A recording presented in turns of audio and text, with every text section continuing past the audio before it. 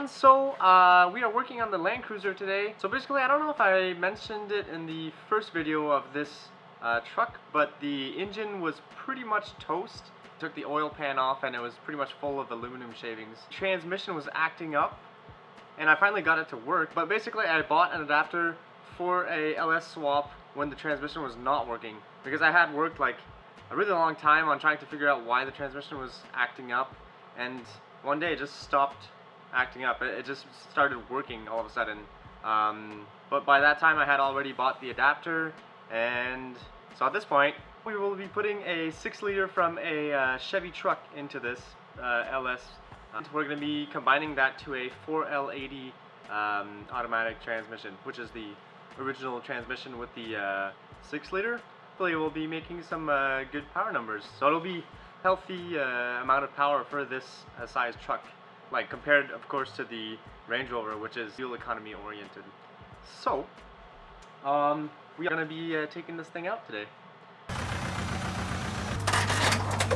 Are officially done welding. I think it's pretty successful. So everything is pretty much removed. We've got all of the cables disconnected from the starter hoses. Also started taking apart the dash and the interior to have the access to the wiring. We're gonna see if we can actually get the motor out with the excavator from inside, because we don't know if we're gonna have enough clearance.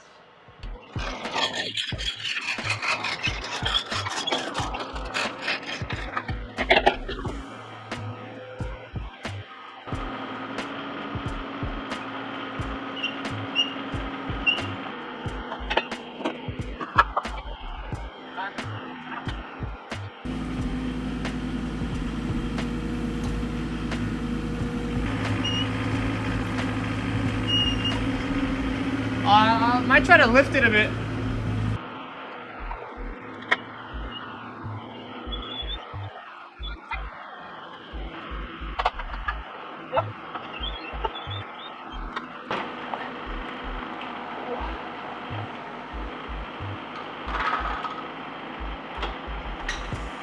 Holy, you can't see how big this is on camera, but this thing is quite the unit. I'm going to be cleaning up all the engine bay. Next thing we got to do is get the rest of the wiring off the engine and getting the transfer case off so that we can kick this thing back outside.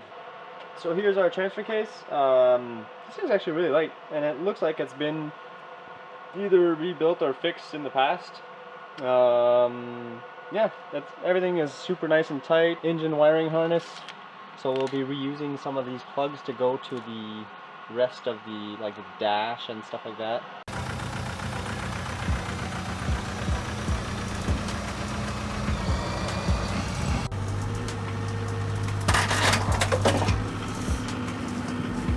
It's rubbing. Yeah, transmission is wants to go up. Should be good though.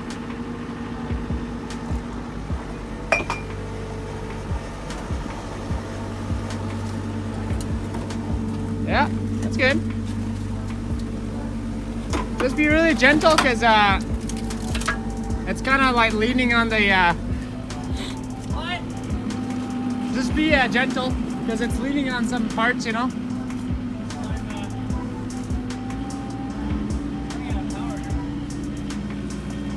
Just go straight up.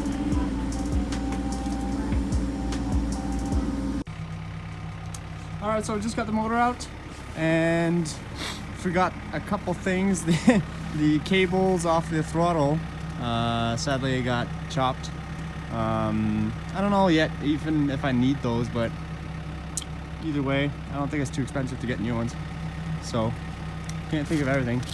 But otherwise we have the confirmation that the right output shaft is there, so that's good. And so throttle, cable throttle body also check, and I can't remember the other things I really wanted. Well, yeah, well, basically everything's there, everything that I need. Good wiring harness. Yeah, fun time to take out. So probably gonna go around and see what else I might need on this truck, and then we'll call the metal recycler dudes to come pick it up. get this thing out of the yard because it's quite the beast. It takes up a lot of space. Let's get cleaning this thing up once it's not minus 20.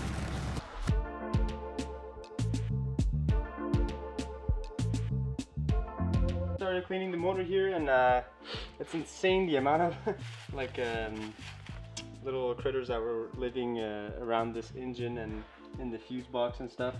I hope there won't be any chewed up wires up to now. I think it's pretty good, but yeah, there was definitely like a lot of living in here.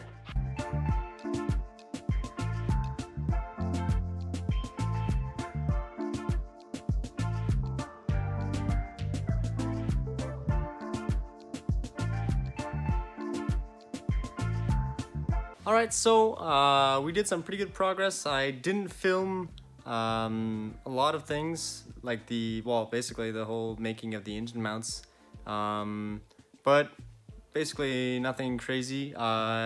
Figured out how to get the truck level. I was hoping to be able to put the motor completely level front to back, and realized that it was kind of like there was no way it was gonna fit. I mean, it might, you know, almost fit, but everything is interfering. Kind of frustrating because it's what's being kind of like told on internet is that it fits pretty easily. There's a lot of modifications that have to go down for this thing to just like fit in the truck. Like it's pretty crazy. So the cost like creeps up really quick. I already ordered like some aftermarket exhaust manifolds, and you have to change the oil pan supposedly, but I am gonna try to just modify the truck oil pan and see if that works out. And anyways, there's a lot of things like the lifts and everything. I don't want to lift this truck, plus it's like super expensive, so I was not like counting on doing that. Anyway, so I'm gonna show you guys right here how the motor fits in here. All right, so first things first is the steering situation. Basically the steering box and the power steering reservoir really want to get in the way. And so the first solution that I had was to basically smash the reservoir in a bit and cut the second return line, which is used for the power brakes, well, like the hydraulic brakes. I don't need that because I have a vacuum brake system. So we were able to cut that off and only use the bottom return line, which you can kind of see down there, and bend it out of the way. So that gives me like some reasonable space there, but the motor is still not perfectly center as you can, well, you can't see it, but it's maybe like a ½ inch off. And anyway, so this is where like you would want the motor, but sadly it's kind of, I don't know, it just does not fit in there. You have like crazy interference with the front differential down there, and also the prop shaft is like massively, it's like crazy close. I already took off that oil, I think it's an oil level sensor or maybe temp sensor. Anyways, it's like, you know, in the prop shaft. Put this motor really close to level. Not sure if you can see that. It's just tipping its nose up a bit. So that's the driver's side mount. It's the stock engine mount for the Landcruiser, and then I made like a kind of like a adapter plate for the engine. People were retaining the stock engine mount location for the Landcruiser on some applications, but I had to cut mine for sure because I was too far back. Well, I mean the motor was too far back, so I made this poly mount. Other than that, the oil pan has to like be modified in every single way. It's too wide on the side a bit. I think the prop shaft is gonna cause issues there. It's definitely gonna want to hit the bell housing on the transmission. That can be modified pretty easily though. And the tie rod, the steering bar is extremely, well, it's basically, it's sitting with the oil pan there. So I'm gonna have to cut the oil pan back.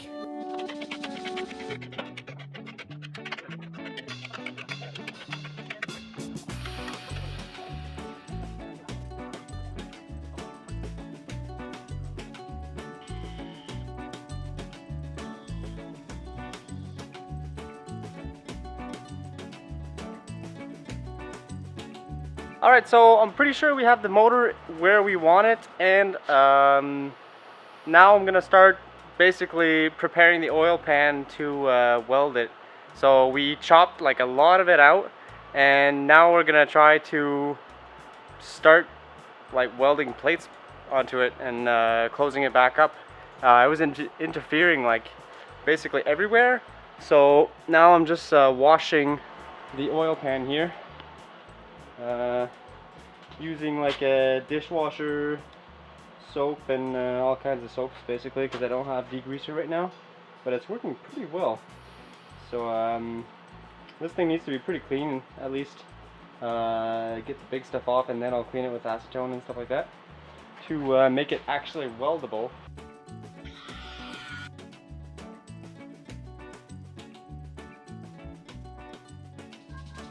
This is our first part. It's really basic, but I tried to make it like a bigger part, and I don't know what's going on here, but the angles are so funky that it was like impossible to make the aluminum bend. Well, I mean, of course it's possible, but I didn't figure out how to bend it properly, so we're gonna do a really basic part here, and then we'll see how this welds, because I'm really curious to see if I will be even able to weld this.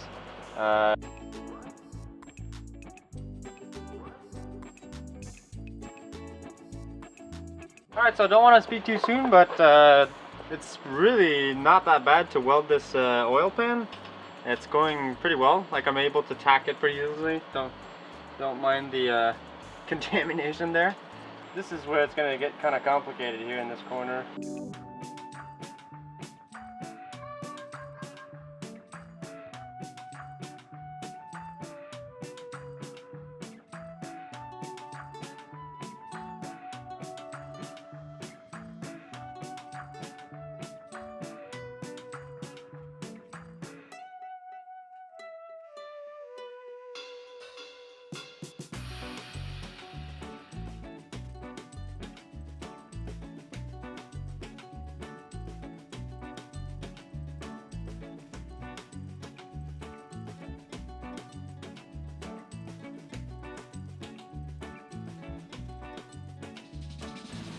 Okay, so this is going to give you a better idea of how that's going to go.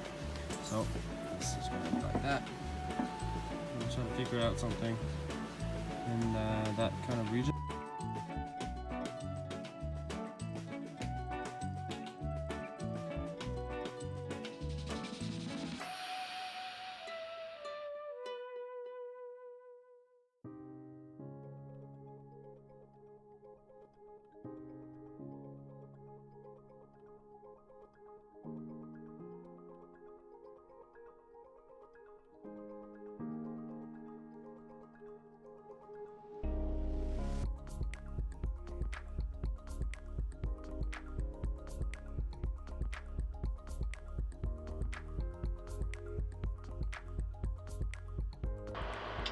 Okay, so the oil pan is fully welded now. I went over a lot of these welds just to see if they had any pinholes in them, and a lot of them obviously did, because the casting side of the weld is always like pretty sketchy.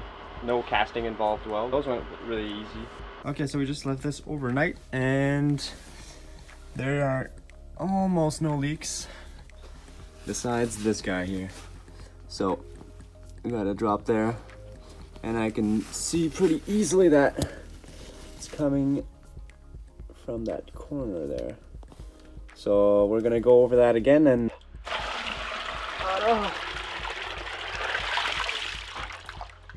got some on the ground.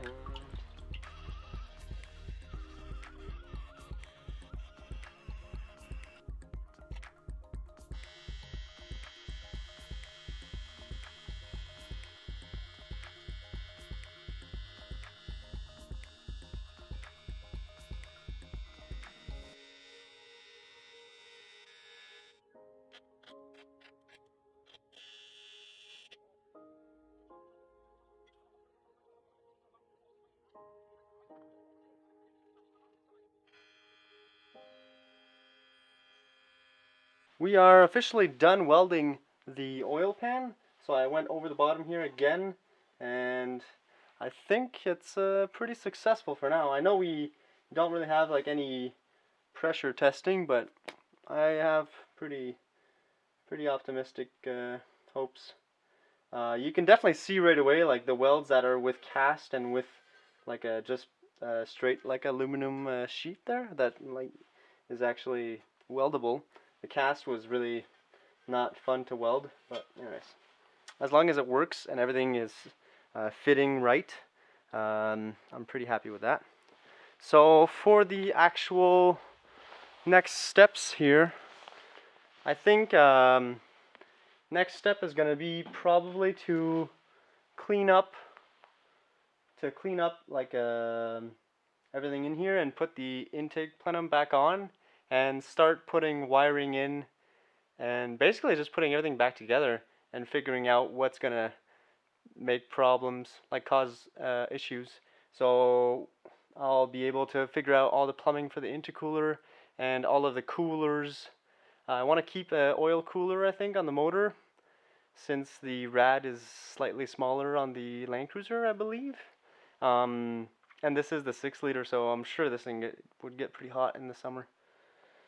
So, yeah, oil cooler lines, plumbing, and figuring out the wiring. It's gonna be the next fun task. Okay, so we installed the oil pan, and basically we've got the clearance that we need now around the differential mainly, and also the steering tie rod that goes right here. So I checked that and it fits in there. It's pretty tight still, but it should be okay. So I'm not gonna seal this yet because I don't know what I am doing for the oil cooler, if I'm deleting it or keeping it, and or if I am tapping a hole for the oil pressure sensor or putting it up top. So we're gonna wait on that, but for now we've got that pretty sorted, so should be good. So anyways, thanks for watching. Really happy how this oil pan came out, and basically we're just gonna keep working towards getting this thing running. Gonna be getting probably a custom drive shaft made in town, while actually like modifying the Landcruiser drive shaft to get that tube diameter smaller. So we're gonna see how small we can go without making it too weak. So see you guys in the next video.